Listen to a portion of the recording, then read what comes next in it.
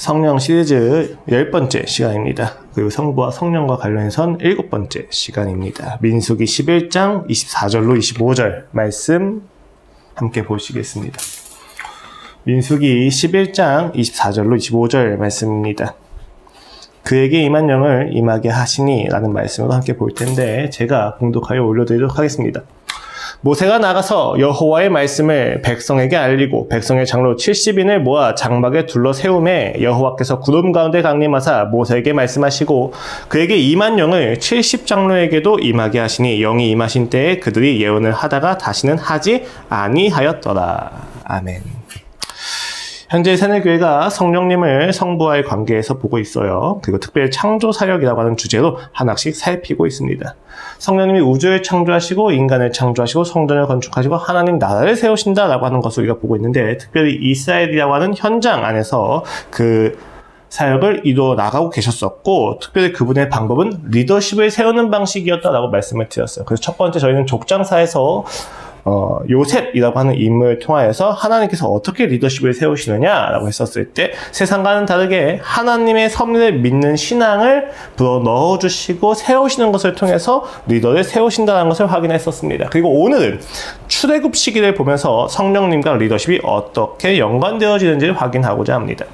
출애굽 시기에 성령님께서 세우신 리더십은 크게 4가지의 경우가 있어요. 첫 번째는 성막을 세우실 때 오홀리압과 부살레이라고 하는 사람에게 영을 임하게 하셔서 그들을 관리하게 하셨고, 두 번째는 불세출의 지도자인 모세와 함께 하셨으며, 세 번째는 오늘 본문에 있는 70장로들에게 영이 임하는 사건이었습니다. 그리고 네 번째가 여호수아인 것이죠. 이 4가지의 경우에 각각 성령님이 역사하신 내용들이 있는데 각각의 특수성은 있을지언정 공통되는 한 가지가 있다는 사실에 오늘 본문을 가지고 집중을 해보고 있습니다. 그리고 그 핵심 주제는 권위입니다. 오늘 본문을 보시면요, 하나님은 모세에게 70장로들을 모으게 하시고 그들에게 모세에게 임했던 영인 성령님을 모두 다 임하게 하십니다. 그리고 그들이 예언을 하였는데 딱 이때만 하게 되고 일회성으로 하게 되고 그 이후부터는 하지 않게 되었다라고 기록을 하고 있죠. 좀 이상하지 않습니까? 하나님의 영이 임해서 예언을 했다면 앞으로도 계속해야만 하는 건데 본문은 다시는 하지 아니하였다라고 분명히 언급을 하고 있다는 것이죠. 그렇다면 굳이 70인의 장로들이 성령을 받고 예언하는 현상이 나타나야만 하는 이유가 무엇이었을까라는 것입니다. 이 질문들을 풀어나가면서 우리는 성령님이 리더를 세우실 때의 목적이 무엇인지 확인할 수가 있을 거예요. 족장사에서 요셉은 리더의 기본적인 자질로서 섭리에 대한 믿음을 훈련받았다면 우린 출애굽기 안에서 역사신 성령님을 보면서 리더에게 주신 특별한 은사 혹은 공통적으로 누려야만 하는 내용이 무엇인지를 그 목적과 함께 살펴볼 수가 있을 것입니다. 오늘 본문의 배경은 이렇습니다. 요셉이 죽고 애굽은 이스라엘 백성을 잊어버립니다. 하나님을 잊게 된 것이죠. 그리고 400년이 지나서 모세를 통하여 하나님이 구원을 행하십니다. 출애굽의 이야기가 이어지죠. 시내산에 도착하는 것까지가 출애굽기 18장 27절 말씀이고 출애굽기 후반부와 레위기는 시내산에서 받은 율법의 내용들을 상세하게 서술하는 것입니다. 그리고 민수기가 시작이 되는데 민수기 1장부터 10장 10절까지는 시내산을 아직 떠나지 않은 상태에서 인구조사와 함께 여러 가지 앞으로의 여정을 준비하는 시간을 가집니다. 그리고 10장 11절부터 25장까지가 우리는 1세대의 반역 시리즈라고 하기를 해요. 그러니까 10장부터 25장까지 그 이스라엘 1세대가 그 광야의 40년을 돌면서 반역을 반복해서 하는 것을 우리가 확인할 수가 있어요. 반역 시리즈인 거죠. 그리고 25장부터 광야 2세대가 출범을 하게 되는 겁니다. 자, 그 다음 맥락에서 오늘 본문은요, 시내산에서 출발하여 마주하게 된 첫 번째 반역의 내용이에요. 11장 1절로 3절 말씀이 이스라엘 백성이 하나님께 악한 말을 했다라고 구술하거든요. 여호와께서 들으시기에 백성이 악한 말로 원망하매 그 결과로 하나님이 그들의 후미 쪽에 불을 붙이십니다. 어떻게 보면 이게 첫 번째인데 이거가 얼마 지나지 않아서 불이 붙어서 이스라엘 백성이 회개하고 모세를 통해서 다시 한번 회복하신 것이 얼마 지나지 않아서 이들은 굉장히 주요한 반역을 하는데 주시는 만나에 대한 불만을 토로하기 시작합니다. 고기가 먹고 싶다는 거죠. 그들 중에 섞여 사는 다른 인종들이 탐욕을 품음에 이스라엘 자손도 다시 울며 이르되 누가 우리에게 고기를 주어 먹게 하랴. 우리가 애굽에 있을 때에는 값없이 생선과 오이와 참외와 부추와 파와 마늘들을 먹은 것이 생각나거늘 이제는 우리의 기력이 다하여 이 만나 외에는 보이는 것이 아무것도 없도다 하니. 여러분, 이들의 불평은요, 먹을 것에서 시작이 됩니다. 주어진 것이 아니라 자신이 포기하게 되었던 그 음식들이 그들로 하여금 지금 누리고 있는 자유보다 더 큰 무언가가 되었다는 거죠. 그들은 이 자유를 누리기보다는 다시 애굽으로 돌아가서 노예 생활을 하면서 먹었던 그들이 주었던 그 음식들을 잊지 못하고 있다는 것입니다. 여기서 놀라운 점은 이들에 대한 모세의 반응입니다. 그는 이스라엘 백성의 불신 앞에서 이스라엘을 지도하고 하나님께 간구하곤 했었죠. 근데 오늘 본문 말씀을 보면 그의 반응이 조금 격하게 나타납니다. 모세가 여호와께 여짜오되 어찌하여 주께서 종을 괴롭게 하시나이까? 어찌하여 내게 주의 목전에서 은혜를 입게 아니하시고 이 모든 백성을 내게 맡기사 내가 그 짐을 지게 하시나이까? 이 모든 백성을 내가 배웠나이다. 내가 그들을 낳았나이까? 어찌 주께서 내게 양육하는 아버지가 젖 먹는 아이를 품듯 그들 품에 품고 주께서 그들의 열조에게 맹세하신 땅으로 가라 하시나이까? 이 모든 백성에게 줄 고기를 내가 어디서 얻으리이까? 그들이 나를 향하여 울며 이르되 우리에게 고기를 주어 먹게 하라 하온즉 책임이 심히 중하여 나 혼자는 이 모든 백성을 감당할 수가 없나이다. 주께서 내게 이같이 행하실진데 구하옵나니 내게 은혜를 베푸사 즉시 나를 죽여 내가 고난당함을 내가 보지 않게 하옵소서. 지금 모세가 어느 정도까지 지쳤냐면 나한테 은혜 좀 베풀어 주세요 라고 하는데 그 은혜의 내용이 뭐예요? 나 좀 죽여주세요. 나 더 이상 못하겠습니다. 내가 이 백성을 배웠습니까? 내가 이 백성을 내가 출산했습니까? 당신이 낳은 백성이지 않습니까? 나 도저히 못하겠습니다, 주님. 이라고 이야기하는 거죠. 굉장히 격하게. 백성들에 대한 한심함에 대한 토로와 함께 하나님을 향한 원망까지 짙게 나타나는 반응을 내보이고 있다는 거죠. 근데 여러분, 사실 너무 당연한 이야기예요. 출애굽이 시작된 지 연수로 따지면 약 2년여가 지난 시점입니다. 그럼에도 이들은 계속해서 하나님께 기도와 간구가 아니라 원망을 멈추지 않습니다. 나아진 게 없는 것이죠. 심지어 이들은 갈대와 같아서 일부의 선동에 취약한 결과라는 것을 보여주고 있습니다. 오늘 본문의 시작이 어땠냐면 그들 중에 섞여 사는 다른 인종들이 탐욕을 품음에 라고 이야기해요. 여기 섞여 사는 다른 인종들이 이방인이라고 우리가 오해하기에 쉬운데 사실 원문을 정확히 보면은 이방인보다는 불량한 사람들, 폭도들로 번역이 된 게 조금 더 분명하다고 보여집니다. 그들 중에 소수의 탐욕 어린 이들 때문에 이들이 일희일비하고 있다는 것이죠. 하나님을 믿는다고 하면서도 세상의 작은 소리와 가치관 그리고 공격에 쉬 넘어가 버리는 우리의 모습과도 다르지 않다는 것을 1세대 이스라엘 출애굽 백성들이 잘 보여주고 있다는 것입니다. 그렇게 모세는 더욱 실망하고 하나님께 원망을 토로하는 것처럼 체념해 보인 것처럼 보입니다. 불세출의 지도자라고 불려진 모세가 불평을 할 정도로 이스라엘 백성은 쉽지 않습니다. 근데 여러분, 사실 조금만 다시 더 깊이 가볼게요. 이스라엘 백성을 향한 모세의 불평은 매우 꽤나 합리적으로 여겨집니다. 그렇지 않습니까? 하나님이 문제를 해결해 주셔야만 한다는 거죠. 본래 기독교의 리더십은 다 그렇잖아요. 하나님이 해결해 주셔야 됩니다. 내 능력이 아니지 않습니까? 그리고 하나님은 그런 우리의 기대를 따라 대답하시는데 오늘 본문의 대답이 조금 초점이 다릅니다. 첫 번째는요, 하나님의 대안이 무엇이냐면 70인의 장로들을 모아서 모세에게 주었던 영을 그들에게도 임하게 하시는 겁니다. 여호와께서 모세에게 이르시되 이스라엘 노인 중에 네가 알기로 백성의 장로와 지도자가 될 만한 자 70명을 모아 내게 데리고 와서 회막에 이르러 거기서 너와 함께 서게 하라.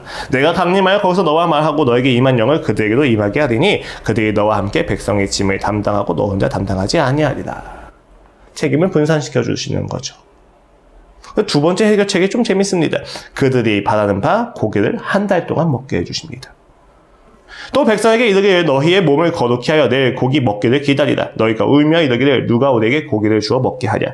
애굽에 있을 때가 우리에게 좋았다 하는 말이 여호와께 들렸으므로 여호와께서 너희에게 고기를 주어 먹게 하실 것이다. 하루나 이틀이나 닷새나 열흘이나 20날만 먹을 뿐 아니라 냄새도 싫어하기까지 한 달 동안 먹게 하시리니 이는 너희가 너희 중에 계신 여호와를 멸시하고 그 앞에서 울며 이르기를 우리가 어찌하여 애굽에서 나왔던가 함이다 하라. 모세는 이에 대하여 하나님께 하나님, 광야에서 무슨 고기입니까? 고기 잡을 곳이 없습니다. 라고 이야기하자 하나님이 내 팔이 짧지 않은 것을 너에게 보여주겠다라고 이야기하면서 실제로 고기를 메추라기로 보내주십니다. 일견 문제가 해결된 것처럼 보이죠. 왜냐하면 그들이 원하던 고기를 받았기 때문입니다. 그리고 모세는 자기 혼자 못한다고 했었는데 자기 혼자 못하니까 하나님께서 70인을 부어서 70인명의 권을 또 세워주시잖아요. 책임을 가질 수 있도록. 문제가 다 해결된 것처럼 보입니다. 그런데 하나님이 문제 삼는 건 조금 다른 거죠. 본문의 맥락에서 강조가 되는 건요, 이스라엘 백성이 하나님을 불신했기 때문에 하나님이 분노하셔서 고기를 질리도록 주셨다가 아니에요. 이 본문 이후에 이어지는 맥락도 70인의 장로들에 대한 것이라는 것을 우리가 보았을 때 하나님이 문제 삼고 있는 핵심은 고기가 없는 것이 아니라 지도자가 없는 것에 가깝습니다. 고기가 없어서 불평하는 이스라엘 백성의 그 문제 제기를 문제 삼기보다 더 깊이 본질적으로 문제 삼는 것은요, 이스라엘 백성들이 그 일단의 불량한 무리들의 말에도 일희일비하는 갈대와 같이 될 수밖에 없었던 본질적인 문제로 지도자의 지도력의 부재를 문제 삼고 계셨다는 거죠. 그렇게 하나님은 지도자 70인을 세우시고 그들에게 영을 임하게 하셔서 이스라엘 백성을 통치하십니다. 이미 모세가 있음에도 불구하고 우리가 생각할 땐 모세의 권한을 더 강화시켜주면 되지 않을까라고 생각하지만 하나님은 거기서 70인을 불러다가 권한을 함께 나누십니다.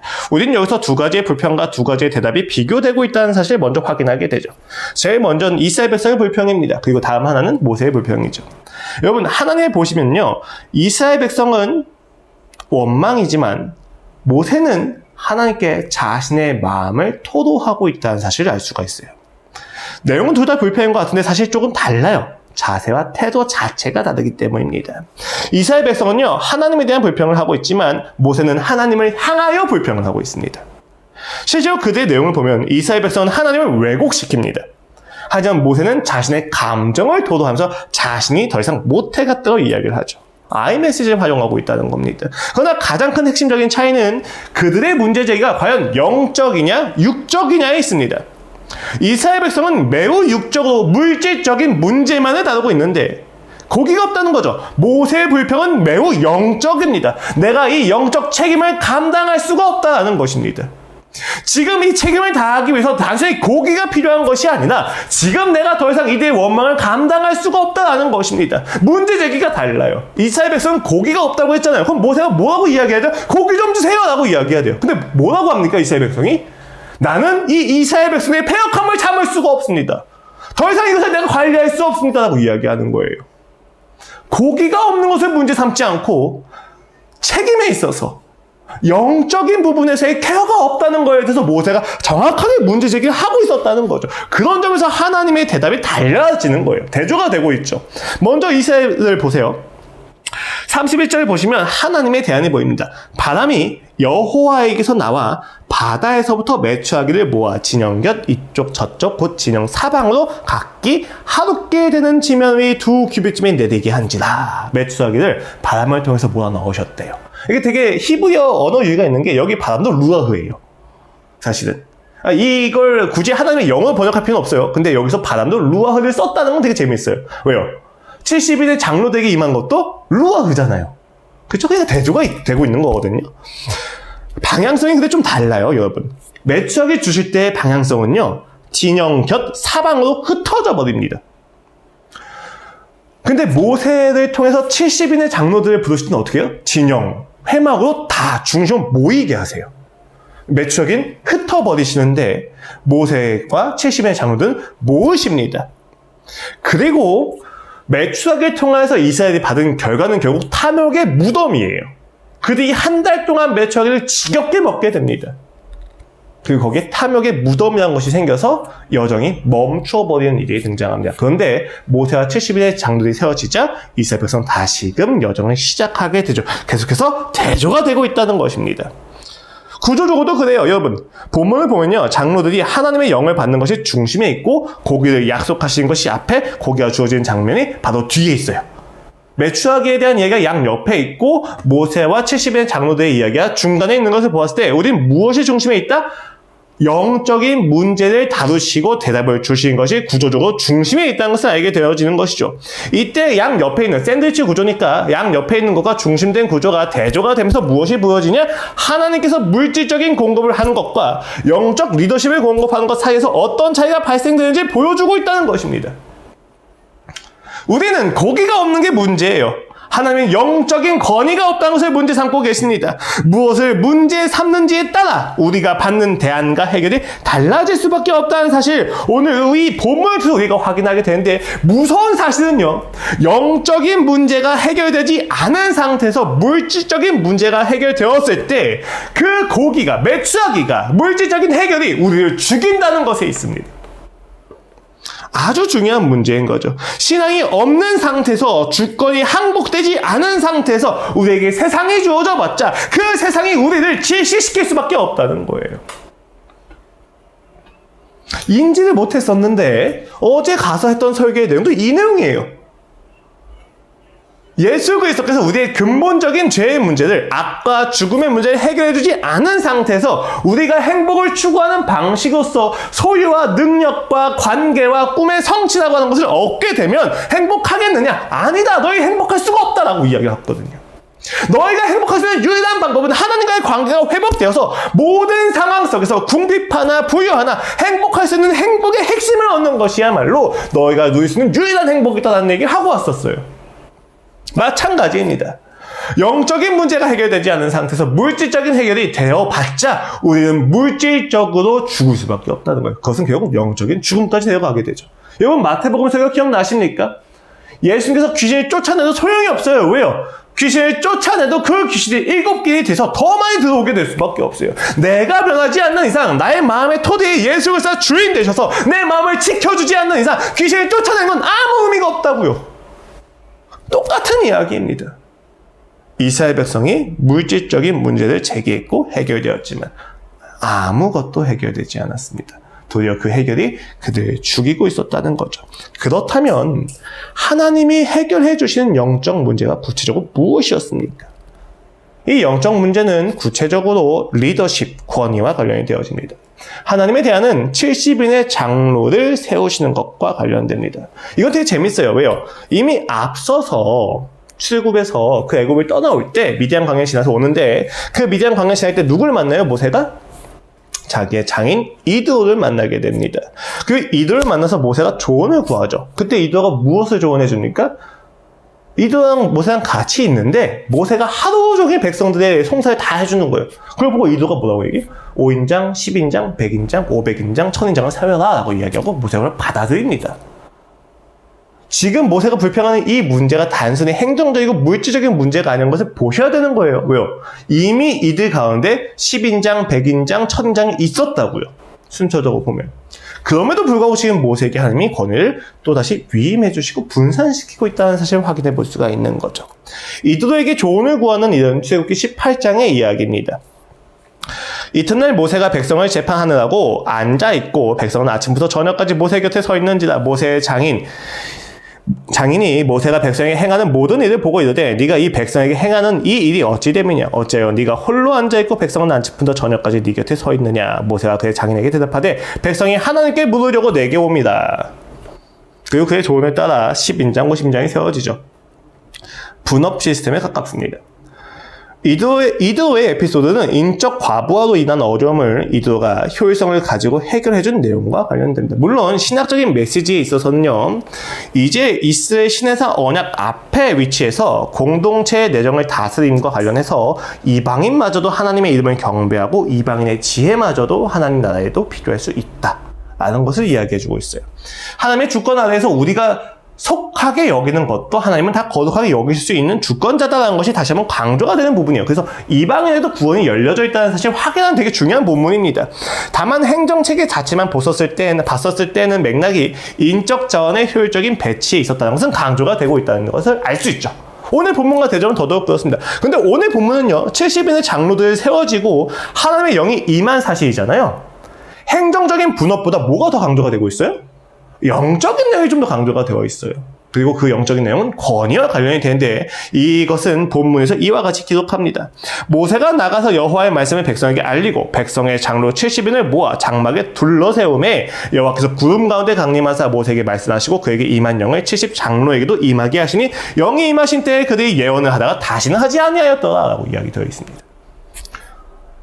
여러분 자 보세요. 모세가 장막의 중간에 다 모았어요. 백성들이 다 확인할 수 있는 그러한 공간입니다. 거기서 하나님이 구름 가운데 오셨어요. 임재가 나타나는 거죠. 그리고 영이 임합니다. 모든 백성들이 모세만 권위를 가진 것이 아니라 70인의 장로들도 권위가 있다는 것을 확인하게 되는 순간입니다. 실제로 여러분 이 예언이라고 하는 것이 구약에서 가만 보면요. 선지자들이 하는 예언과 지금의 예언은 좀 달라요.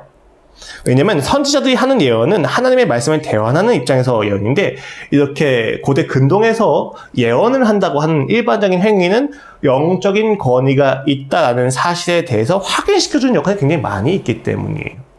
실제로 이거는 우리가 흔히 종교사학에서 이야기하는 야훼 종교에만 있어지는 건 아니에요. 다른 종교에서도 예언은 있어 왔단 말이에요.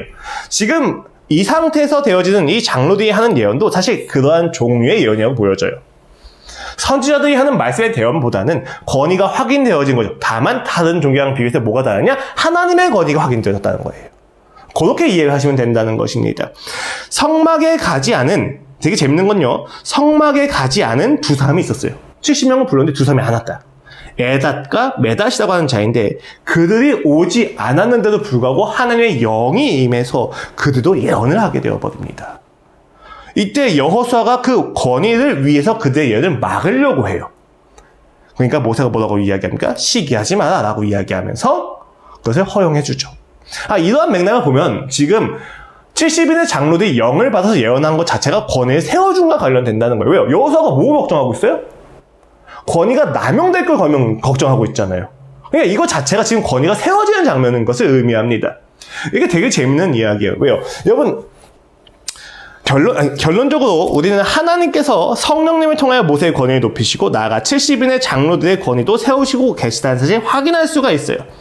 이처럼 권위를 세우신 작업이 출애굽에서 성령님이 주로 활동하신 기능이기도 하다라는 사실 우리가 알아야만 합니다.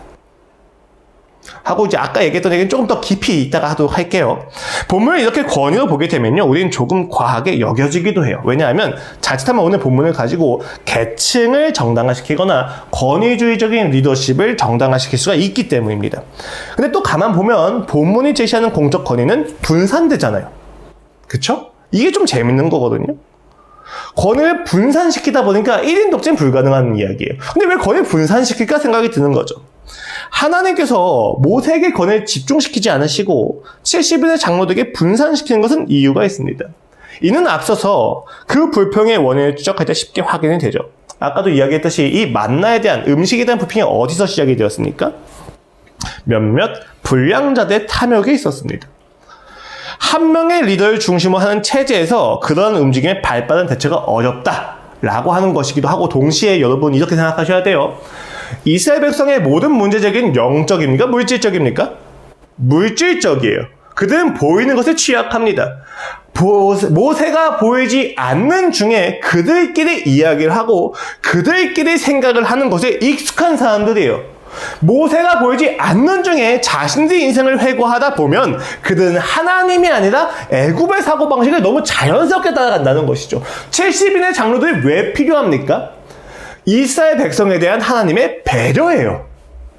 너희가 물질적으로밖에 보이지 않기 때문에 내가 이 영적인 권위를 모세를 통해서만 허락하는 것이 아니라 70인의 장로들에게 분산해서 나의 권위를 너희 모두에게도 보이기까지 하겠다라는 이야기입니다. 보다 근접적으로 하나님을 확인할 수 있게 해준다는 거죠. 왜요? 이들이 너무 영적으로 무지하기 때문에. 굉장히 효율적인 대안이기도 합니다. 이는 권력의 독점이 아니라 분산을 통하여서 이스라엘 백성이 불평하고 불만을 품는 것에 대해서 효율적으로 다스릴 수 있는 것을 알려주는 거죠. 실제로 2차, 그러니까 이스라엘 백성 2세대가 나올 수 있는 굉장히 중요한 근거는 이러한 효율적인 체계에 있었다, 영적 권위에 있었다라고도 확인을 해주기도 합니다. 근데 여러분, 오늘 본문의 핵심은 단순히 효율이 아니에요. 모세가 맡은 책임을 함께 나누는 것에 있다는 것입니다.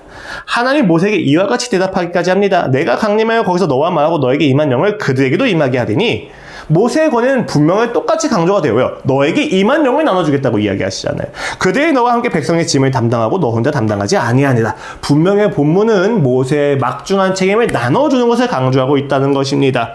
혼자 세우시는 것이 아니라 함께 세우시고 계시다는 사실이 분명히 강조가 되고 있다는 거죠. 조금 더 깊이 보겠습니다. 실제로 그들을 예언하게 하셔서 권위를 확증 지으실 때 여호수아가 정해진 장소에서 벗어나서 예언하고 있는 일에 대해서 이와 같이 이야기합니다. 택한 자 중 한 사람 곧 모세를 섬기는 눈의 아들 여호수아가 말하여 이르되 내 주 모세여 그들을 말리소서. 그러자 모세가 이야기합니다. 그에게 이르되 네가 나를 두고 시기하느냐. 놀랍지 않습니까? 여호수아의 걱정은 모세가 보기에 시기입니다. 좋지 않은 의도인 거죠. 인간적인 거에 대한 이야기가 아니라 여호수아가 하나님의 뜻에 대해서 전혀 이해를 못하고 있다라고 이야기하는 것입니다. 여호수아 입장에서는 권력이 독점되지 않고 분산될 것을 걱정하는데, 여러분, 이건 지극히 합리적인 생각이에요. 잘 생각을 해보세요. 그는 불세출의 지도자입니다. 출애굽부터 해서 지금 2년에 걸쳐서까지 지금 누구를 중심으로 이 단체가, 이 집단이 이루어졌습니까? 모세를 통해서 이루어졌다고요. 모세의 카리스마적인 리더십이 아니면 이런 시작이 있을 수가 없었다고 여호수아는 볼 수밖에 없는 거예요. 그것이 지극히 타당한 결론일 것입니다. 그런데 불평불만을 하는 이가 없게 하시기 위해서 하나님이 왜 모세에게 더 힘을 주시는 게 아니라 나누어 버리시는 거지? 이해가 안 되는 거죠. 합리적이지 않습니까, 여러분? 한 명의 지도자 밑에 70명의 지도자가 더 생기면 불평불만이 없어질까요? 더 많아질까요? 더 많아진다고 보는 게 자연스러운 이야기예요. 절대 왕정 전에 봉건주의 사회에서 왜 왕권이 힘이 없었습니까? 봉건 귀족들이 힘을 너무 많이 가지고 있었기 때문이잖아요. 계약 관계로 맺었기 때문이잖아요. 절대 왕권이 되면서 그들의 모든 구석을 다 빼앗고 밑에 두니까 그제서야 충성이 됐었던 거지. 그렇지 않습니까? 모세 밑에 70명이 있는 게 좋지 않다고요. 이게 지극히 합리적인 생각이라는 것입니다. 지금 여호수아가 타당한 문제 제기를 한 거예요. 그런데 하나님은 책임을 나누시고 권위를 분산시키십니다. 왜요? 이를 통하여 하나님은 이스라엘 전체가 하나님의 뜻에 부합되게 살아야만 한다는 사실을 어떻게 확인시키신 거예요? 모세 하나가 잘났다고 되는 게 아니라 너희 모두가 다 그와 같이 영을 받아야 된다는 사실을 보여주시는 거예요. 아까 말씀드렸잖아요. 영적으로 무지한 백성에 대해서 눈을 맞춰준 눈높이 교육이신 거예요. 너희가 계속 보지 못하니까, 영적인 걸 인지 못하니까 내가 세워줄게. 너희가 이걸 보고 뭘 생각해야 돼? 모세 한 명이 타당하고 모세 한 명이 하나님의 사람이라고 해서 너희 모두가 다 하나님의 사람이 될 수 있는 건 아니야 라는 거예요. 실제로 본문은 1세대 이스라엘 백성의 반역과 패력함을 시작하는 내용이죠. 그리고 이것을 기초해서 2세대가 준비가 되어집니다. 그리고 2세대 때에는 여호수아 혼자 리더가 되는 것이 아니라 그 백성들 전체가 골고루 균형 잡혀서 한 마음이 되어 리더가 되어집니다. 하나님은 모세 홀로 하나님 나라의 백성이 되기를 원하지 않으시고 모두가 백성이 되기를 바라고 계셨던 거죠. 이러한 점에서 볼 때 모세의 원망과 불평에서 하나님은 백성 전체를 훈련시키시고 다음 세대를 준비시키실 때를 보시고 70의 장로들을 세우신 겁니다. 적기라고 보신 거죠.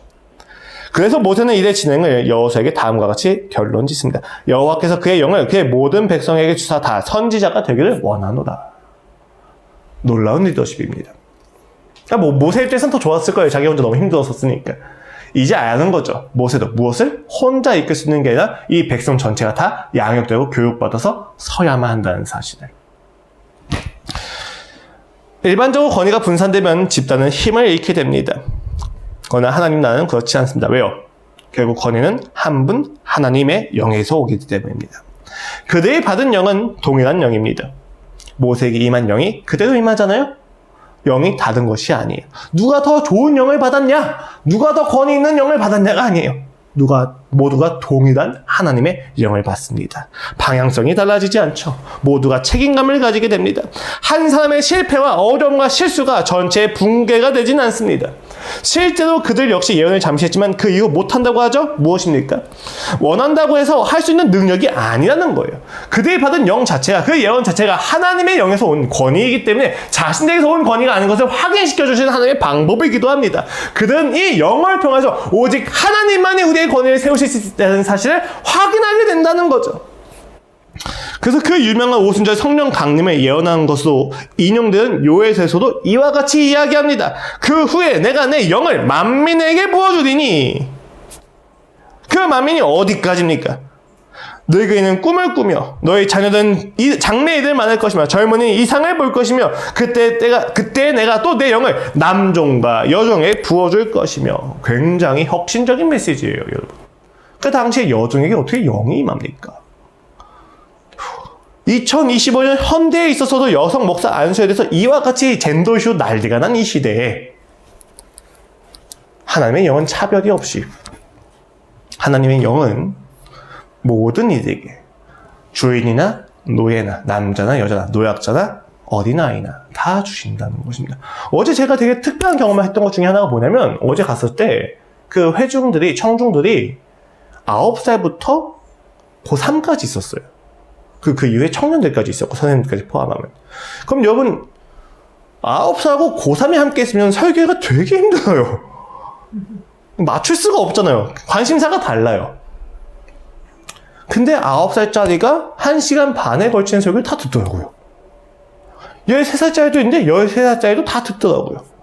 되게 재밌는 경험이었습니다. 그리고 그 9살짜리가 울면서 기도를 하기 시작하더라고요.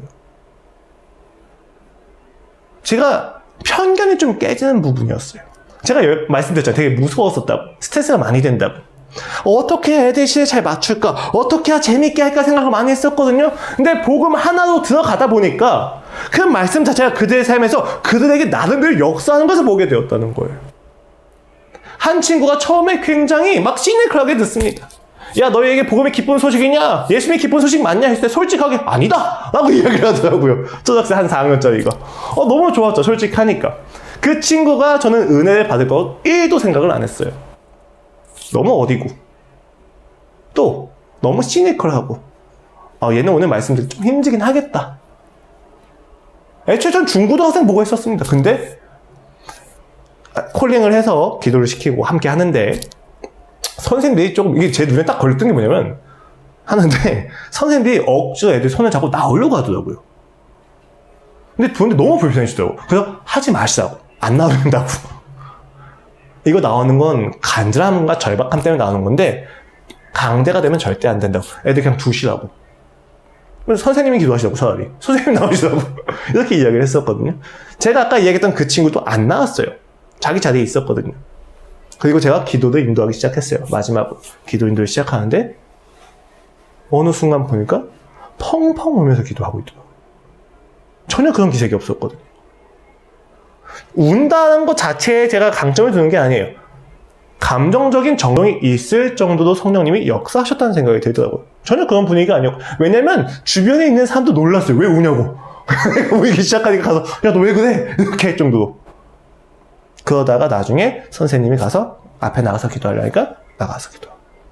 그 뒤에 고등학교 1학년 친구 있었거든요. 굉장히 걔는 뭐 듣는 건지 안 듣는 건지 피곤해서 별로 스트레스가 되고 뭐 재미가 없구나 이렇게 생각이 들 정도로 울고 있더라고요. 어느 순간 옆에 있던 친구가 또 놀란 거예요. 너 왜 울어? 나중에 선생님 가서 또 나오다가 또 나와서 같이 기도하고. 제가 편견이 좀 깨졌어요. 복음이면 다 된다라고 생각했던 마음이 아주 조금 회복이 됐습니다. 저는 제 생각과 제 인지와 제가 가지고 있는 그 문학적인, 인문학적 지식 안에서 애들한테 맞는 교육이어야 되기 때문에 애들한테 효용이 없을 거라고 생각을 했어요. 그렇지가 않더라고요. 하나님은 하나님의 일을 하시더라고요. 왜 그게 가능하냐? 성령님은 사람을 가리지 않으십니다. 하나님의 계획에 따라서 하나님의 말씀을 자신의 능력도로 행하십니다. 여러분, 제가 거기에서 가서 애들한테 좋은 영향을 끼쳐서 야, 내가 말씀 잘 쓰니까 애들이 하나님 믿은 거야? 전혀. 절대요. 전혀. 제가 그냥 거기 가서 제가 하나님과의 관계에서 제 성숙이 있었던 거예요. 하나님을 아는 지식이 좀 더 쌓였던 겁니다. 애들한테 좋은 영향은 그 과정에 있었을 뿐인 거죠. 있다면. 없을 수도 있는 거고요. 마찬가지입니다. 오늘 본문에서 여호와의 영이 70인들에게 임했습니다. 그리고 그 70인에게 임한 것을 통해서 모세가 뭐라고 이야기해요? 모두가 선지자가 되기를 원하노라. 여러분, 오늘날 한국교회가 얼마나 끔찍합니까? 연세중앙침례교회를 뭐라고 이야기해요? 윤석정 목사님 교회. 지구촌교회는 지금 좀 많이 달라졌지만 당시 이동원 목사님 교회. 우리는 어느새 담임 목사님의 이름의 교회로 이야기하기 시작했습니다. 그리고 담임 목사님이 뭔가 좋은 사역을 하면 나도 신앙이 좋은 것처럼 이야기하고 있는 거죠. 우리 담임 목사님이 얼마나 좋으신 분인지 알아가 신앙의 고백이 되어버렸습니다. 말이 됩니까? 하나님은 그런 공동체를 원한 적이 없으십니다. 내가 누구한테 신뢰를 받았는지 알아? 어쩌라고요? 누구한테 신뢰받는 게 왜 중요합니까? 하나님의 영이 임했다는 것이 중요한 건데 세상에 이해하는 리더십과 다릅니다. 출애굽을 통해서 하나님이 보시는 권위는요, 하나님만 세우시는 권위예요. 그게 확인되어지는 겁니다. 우리가 성령님을 통하여서 리더십이 된다고 했을 때는 하나님만 권위를 세우신다는 것을 우리는 출애굽에서 확인이 되어지는 것입니다. 여러분, 성막을 세울 때 하나님 왜 모세에게 영을 안 주십니까? 성막을 세우실 때 왜 아론에게 영을 주지 않으십니까? 왜 알려지지 않았던 브살레가 오홀리압에게 영을 주십니까? 하나님의 영은 가리지 않으신다고요. 그리고 이 가리지 않은 걸 왜 보여주십니까? 결국 모든 만민이 하나님의 영을 받아서 각자가 각자의 자리에서 리더십으로 세워져야만 하기 때문입니다. 너희는 왕같은 제사장이요 라고 이야기하는 베드로의 이야기가 우린 여기서 연결된다는 사실을 알 수가 있는 거죠. 우린 담임 목사님의 교회를 다니는 것이 아닙니다. 예수 그리스도의 피로 그 값을 사신 하나님의 교회를 다니고 있다는 거죠. 그 안에서 다양한 은사를 지니고 있는 것입니다. 우리는 결코 담임 목회자의 영성과 신앙으로 동행하지 않습니다. 성령님과 함께 깊어지고 넓어지고 더 사랑을 해나가는 것이죠. 우리는 결코 혼자 있는 것이 아니라 성령님과 함께 그렇게 교회가 함께 성숙해져 가는 것입니다. 함께 충만해져 가는 것입니다. 저도 마찬가지예요, 여러분. 여러분이 없이 저는 혼자 성숙해질 수 없는 존재입니다. 저의 신앙은 결코 나아질 수 없습니다. 우리는 그렇게 운명 공동체가 되어야만 한다는 것입니다. 물론 현실적으로 그렇지 않은 교회가 너무 많이 있죠.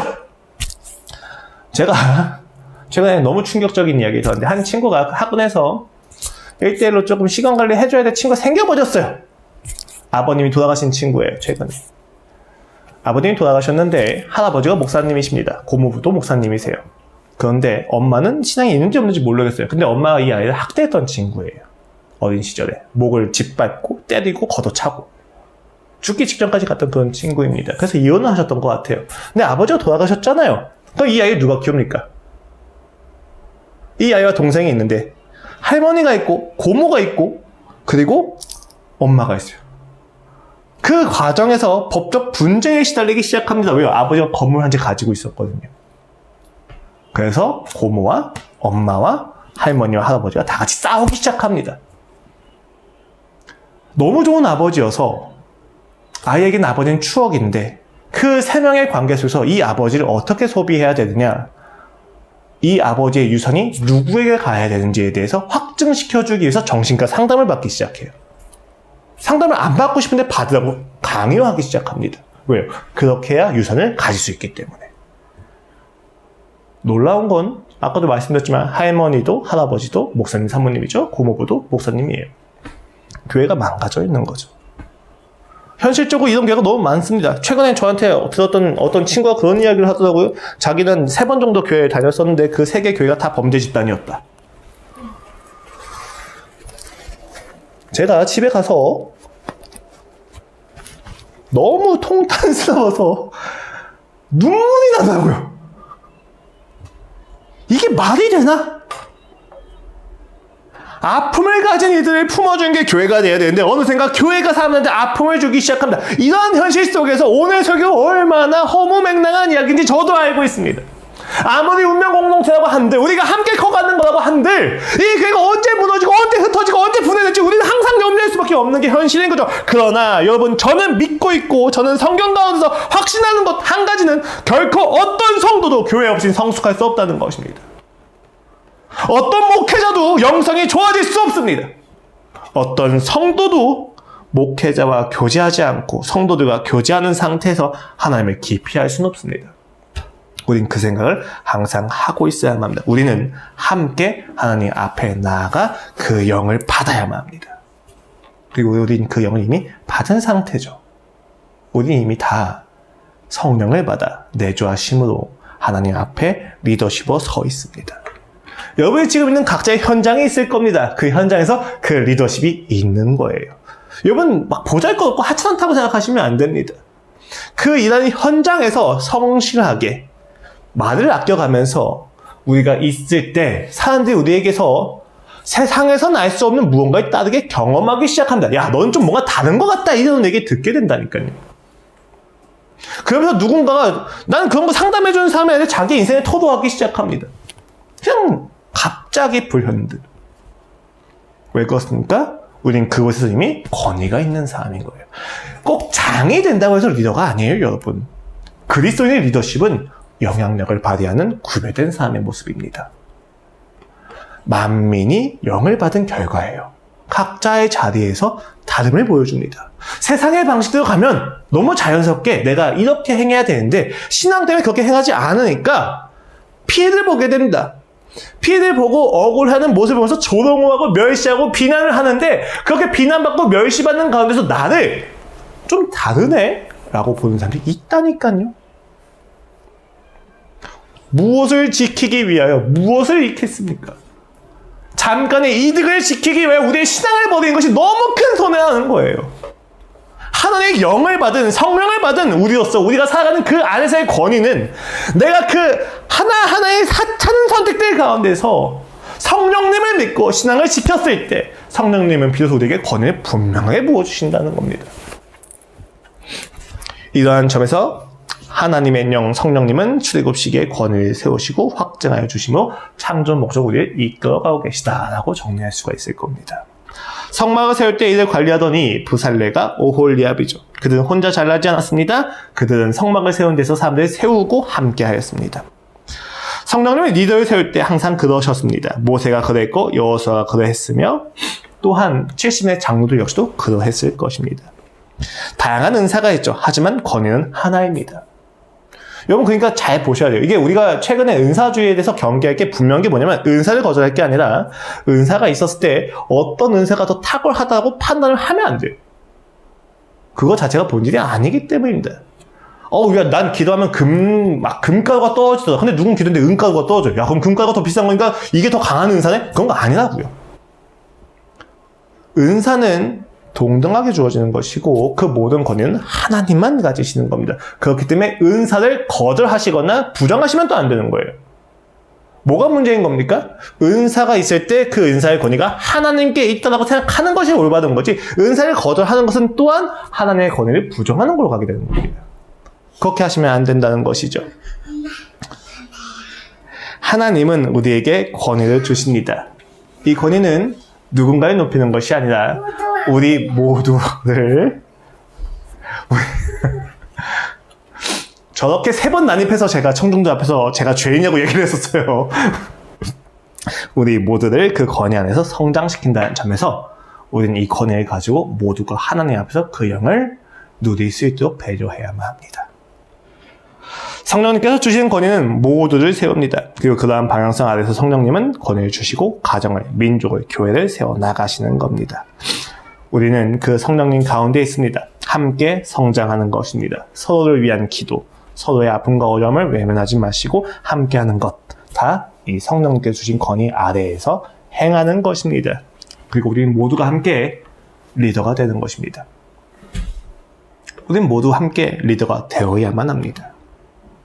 바울이 디모데를 제자로 받았지만 동역자가 되었고 결국에는 함께하는 사람이 되었던 그 과정을 보시면 무엇이 됩니까? 함께 리더로 세워져 간다는 것을 알 수가 있죠. 디모데에게 영적 아버지는 바울이었죠. 그런데 여러분 아버지라고 하는 것이 권위를 다 독점하고 있다는 이야기가 아니에요. 자녀는 커서 아버지와 같이 되어집니다. 우린 그런 권위를 가지고 있는 거예요. 저 아이가 크면 자기만의 주체성을 가지게 되잖아요. 그렇죠? 이것이 우리가 생각하는 그런 권위입니다. 우리는 하나님께서 이 땅을 창조하신 목적으로 나아가는 것에 있어서, 그리고 예수님을 기다리는 이 과정에서 모두가 다 성령을 받아 각자의 자리에서 권위를 가지셔야만 합니다. 그 권위를 가지고 살아내셔야만 합니다. 여러분에게 힘든 건 그 권위가 항상 여러분에게 의식될 수 있는 잘난 척이 아니라 희생하고 섬겨야만 하는 십자가의 길을 보여주고 있다는 점이 어려운 것일 거예요. 하지만 그 길을 가시면서 우리는 더욱더 예수님을 경험하게 됩니다. 예수님이 살았던 삶의 본질을 따라 살다 보면 우리는 자연스럽게 예수님을 묵상하게 됩니다. 그가 이와 같이 나를 사랑하셨구나. 그는 이 가운데서 어떻게 버티실 수 있었는가? 하나님의 목소리 외에는 듣지 않으셨구나. 하나님의 사랑을 빼앗기는 것을 결코 용납하지 않으셨구나. 그렇게 우리는 배워가는 거고 묵상하는 거고 듣는 것입니다. 그래서 제가 얘기 드렸잖아요. 무릎 꿇고 하는 기도만 필요한 게 아니라 삶에서 예수님을 따라 살아가는 기도 역시도 똑같이 필요한 거라고. 나눠질 수가 없다는 것입니다. 오늘 설교를 마무리하겠습니다. 물질적인 것만을 문제 삼는 우리에게 하나님은 영적인 것이 보다 중요하다는 것을 확실하게 이야기하십니다. 영적인 문제가 해결되지 않은 상태에서 물질은 우리를 망가뜨립니다. 그렇게 하나님은 우리에게 영적 권위를 보여주십니다. 그리고 그 영적 권위를 보여주시는 것을 통해서 우리에게 무엇을 말씀하십니까? 우리도 영적 권위를 가진 지도자가 되어야 한다는 것을 알려주시는 겁니다. 이것이 가능한 이유는 우리가 받는 모든 능력의 출처는 단 한 분 하나님이시기 때문입니다. 우리가 각자의 은사가 있었을 때 부딪히지 않을 수 있는 이유는 하나님 한 분이 주셨기 때문에 그렇습니다. 그 한 분 하나님을 믿고 각자 권위를 가지셔야만 합니다. 그리고 그 안에서 예수님을 더욱더 알고 사랑할 수 있는 새누리교회 지체가 되시기를 권면드리도록 하겠습니다. 기도하고 오늘 예배를 마치도록 하겠습니다.